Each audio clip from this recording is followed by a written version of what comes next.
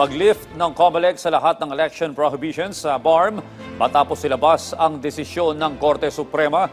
Ating tatalakayin kasama si COMELEC Director John Rex Lodiangco, ang tagapagsalita ng Commission on Elections. Director Lodiangco, magandang tanghali po sa inyo. Magandang tanghali po, Sir Audrey, at sa lahat ng taga-subaybay ng Bagong Pilipinas. Yes, sir. Una po sa lahat, pakipaliwanag po yung pag-lift ng COMELEC sa lahat ng election prohibitions sa BARM matapos po yung desisyon ng Korte Suprema kaugnay sa usapin ng BARM. Ano po ang ilan sa mga ito? Malinaw po na mula nung na-issue ang temporary restraining order, ito na ay naging permanent injunction sa Commission on Elections at sa Bangsamoro Transition Authority upang hindi na maipatupad ang halalan sa BARM sa October 13. At dahil dito, lahat ng kaakibat ng mga periods tulad ng election period, ng gun ban period at campaign period, pati na rin ng mga kaakibat ng mga pinagbabawal na activities na ito ay sinasabatas ng ating mga umiiral na batas panghalalan ay lifted na po lahat. Kasama rin po sa paghihinto na to ay yung mga aktibidades patungkol sa preparation ng COMELEC. Malinaw din po sa itinakda ng Supreme Court sa kanyang desisyon na ang halalan ay gaganapin na next year. Nakadepende sa batas na maiakda ng Bangsamoro Parliament at dun sa paghahanda po ng COMELEC, which should not be later than March 31, 2026. Alright, sir. Paano po kaya ito makakaapekto sa seguridad sa rehiyon, lalo na sa pagbibitbit o yung pagdadala ng mga armas na dati ay mahigpit na pinagbabawal? Alam niyo naman po na kahit po walang gun ban ay mahigpit po ang pagpapatupad ng seguridad dyan sa ating sa Bangsamoro. Kaya nga po nung nasa PRO pa lamang tayo, hindi po ipinatigil ng COMELEC ang security preparations patungkol sa halalan. Ngayon po na bagamat na-lift na ang lahat ng periods, ay umaasa po tayo na ang mga law enforcement, pati na rin po ang ating security agencies tulad ng AFP at ng PNP ay magpapatuloy sa kanilang mga tungkulin. Bagamat ito'y hindi na patungkol sa halalan, ngunit ito'y paghahanda pa rin sa kasunod na halalan, parte ng regular na trabaho. At isa pa rin po kung bakit kailangan panatilihin ang paghahanda dahil tiyak naman po na magkakahalalan next year. Ayon po sa kapangyarihan ng COMELEC, kami ay muling magtatakda ng petsa ng halalan. Nakadepende po kung kailan matatapos ang Bangsamoro Parliament, yung batas ng pagdidistrito. Pag ito po inalaman na namin, magtatakda po ng halalan at mula doon, tayo pong muli ay magkakaroon ng election period, gun ban period, pati na rin ng iba pang periods panghalalan. So mananatili po ang paghahanda tuloy-tuloy. Well, Sir Rex, gaano po kaya kalaki yung epektong idudulot ng pagkakabasura ng Bangsamoro Autonomy Act No. 58 at 77 sa mga naggastos para sa naging preparasyon ninyo dyan sa COMELEC?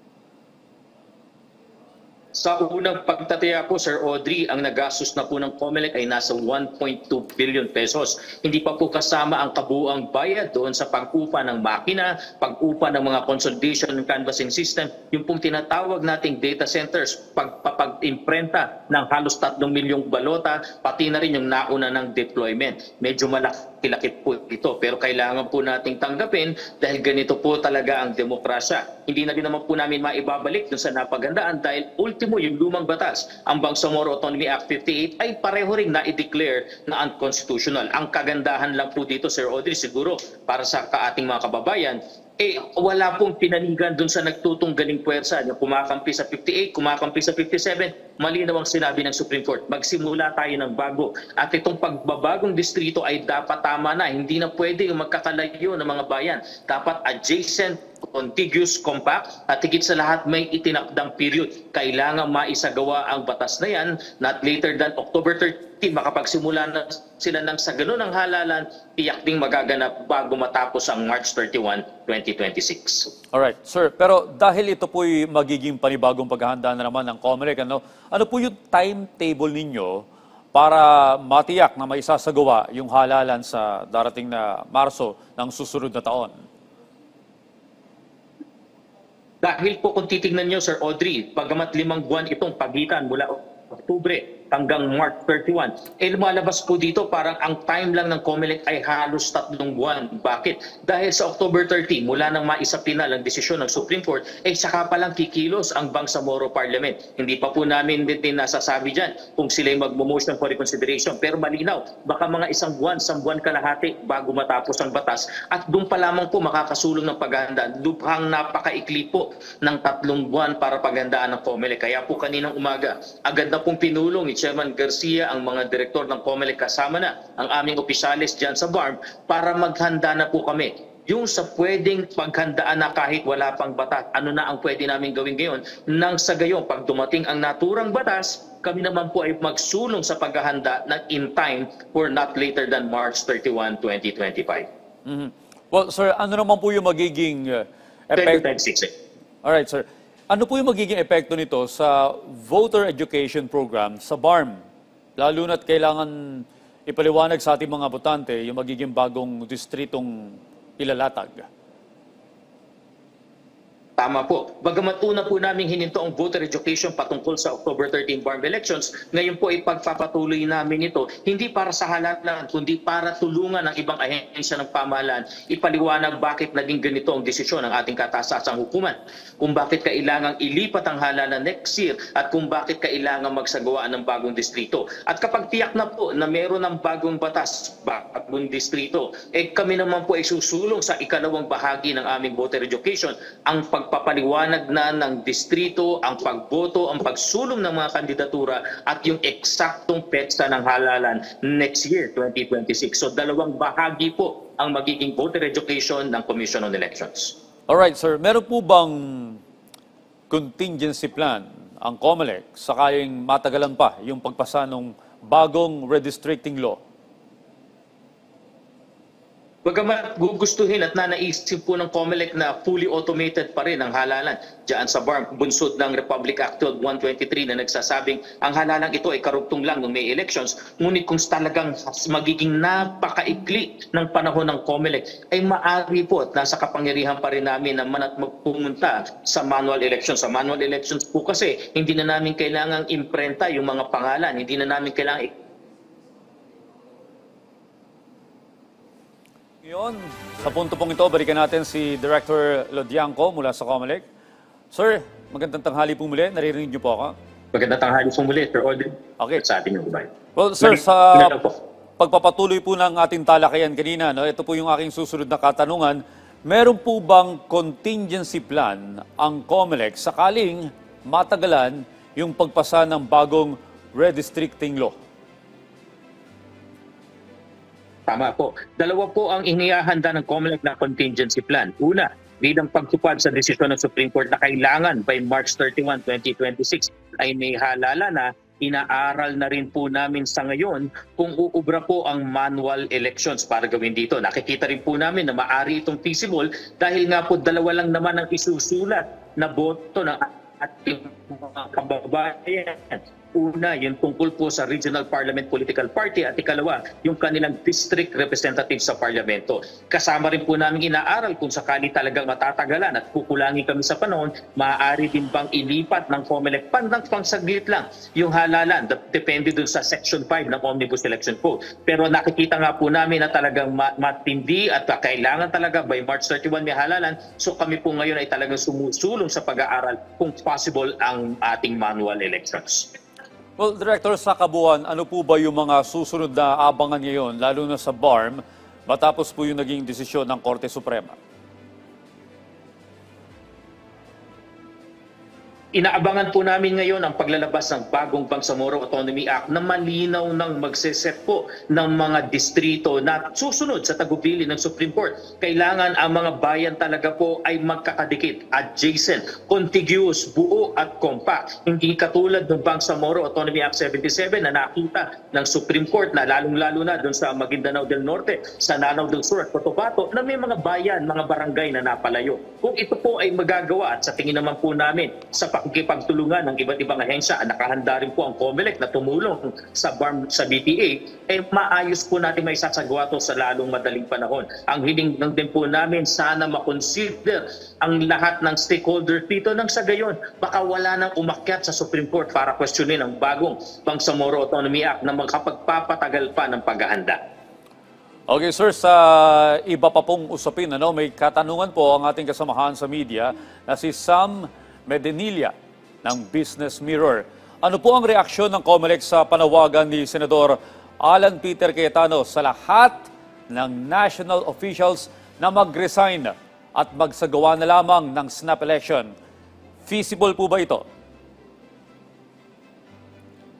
Ang bagay pong ito ay talagang nasa political branches ng ating pamahalaan sa executive at legislative. Ang COMELEC po ay walang tindig dito dahil kami po ay neutral, kami po ay apolitical. Kung matatandaan po natin, ang mandato ng COMELEC ayon sa saligang batas, magpatupad lamang at mag-administer ng halalan ng ayon sa konstitusyon o sa mga batas na umiiral. At kung matatandaan din po natin, noong 1986, kaya po naisagawa ang snap elections ay dahil mayroong batas pambansa bilang 883 na nagtakda ng presidential snap elections ng February 7, 1986. Ngayon, kung sakali pong magkakaroon ng batas ay obligado po ang COMELEC ayon sa aming mandato sa konstitusyon na isagawa ito. Siguro kung meron man po kaming mahihiling ay una, sapat na panahon para pagandaan dahil ang ganitong klase pong halalan ay national elections, pambansa po ito na napakalaki rin po ng ikalawa na hiling namin, sapat na panahon para paganda. Muli po, ang COMELEC po ay hindi kasama sa political na desisyon ito, kami po ay tagapagpatupad lamang ng saligang batas at ng umiiral na batas panghalalan. Alright, Director, kaugnay pa rin po ng tanong na yan. Tanong naman po mula kay Job Manahan ng ABS-CBN News. Ano po ba yung proseso for a snap election para mangyari po ito?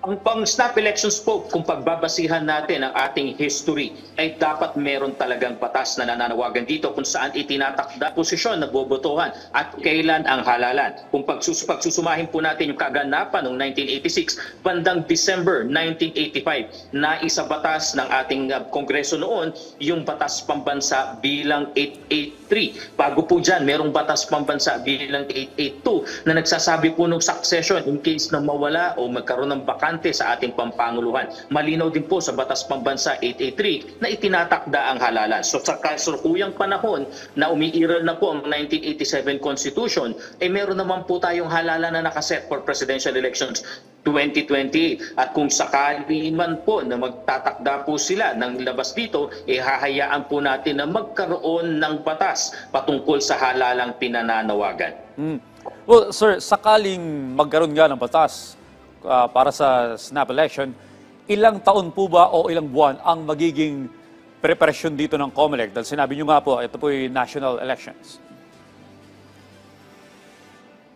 Kung titignan po natin, mangangailangan po kami ng humigit kumulang 1 taon po dito dahil tatandaan po natin ang ganito kalaking halalan sa panahon ngayon ay ang acceptable na method na po ayon sa batas ay automated elections. Kailangan po namin mag-procure ng isang automated election system, magkaroon ng filing of COC, magkaroon ng sapat na panahon para desisyonan kung meron man question sa ating mga certificates of candidacy na maaari pang umakyat sa Korte Suprema at saka pa lang po kami makapagsasapinan ng lista ng mga kandidato at makapagsagawa ng programa at pinakahuli pa yung pag-iimprenta ng ating balota. Kaya po yan po siguro ang masasabi namin dito kung meron man magiging pagsasabatas ng naturang halalan, may sapat na panahon at may sapat na pondo dahil ang level po ng halalan ito ay pambansa o national elections. Okay sir, sa iba pa pong usapin, maaari niyo po ba kaming bigyan ng update patungkol sa pagpapatawag ng COMELEC kay Senador Chis Escudero?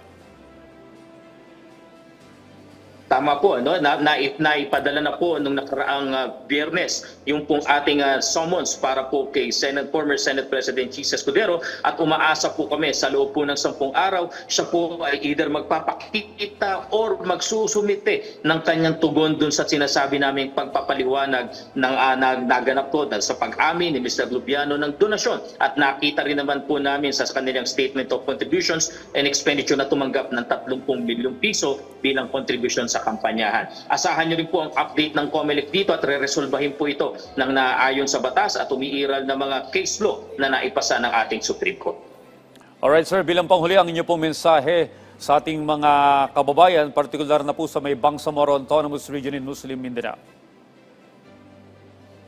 Sa ating po mga kababayan sa BARM, whether kayo po ay Moro o hindi Moro, malinaw po ang tagubilin ng Supreme Court. Magkaroon ng bagong distrito at magsagawa ng halalan nang hindi lalampas ng March 31. So sa ating po mga kababayan, manatili po tayong kalmado at payapa dahil ang halalan po ay naiurong lang para itama ang ilang bagay na legalidad. Hindi po naman ito pagsasawalang bahala o pagpapawalang bigsa na sa inyong intensyon na maghalal. Tiyak po na magkakaroon ng halalan at makakaasa po kayo sa COMELEC na paghahandaan po namin ito na base sa panibagong distrito na ilalabas po ng Bangsamoro Parliament. Muli po, ine-extend ni Chairman Garcia at ng buong Commission on Elections ang aming pagtulong sa BARM Transition Authority na kung kailangan po nakahanda ang COMELEC na tumulong sa pagsasaayos ng inyong distrito nang sa gayon mas maayos din po natin maipatupad ang halalan. Ang lahat pong ito ay parte ng legal process ng Pilipinas na tayo po ay umiiral sa isang demokrasya. Maraming salamat. Maraming salamat din po sa inyong oras, Director John Rex Lodianco, ang tagapagsalita ng Commission on Elections.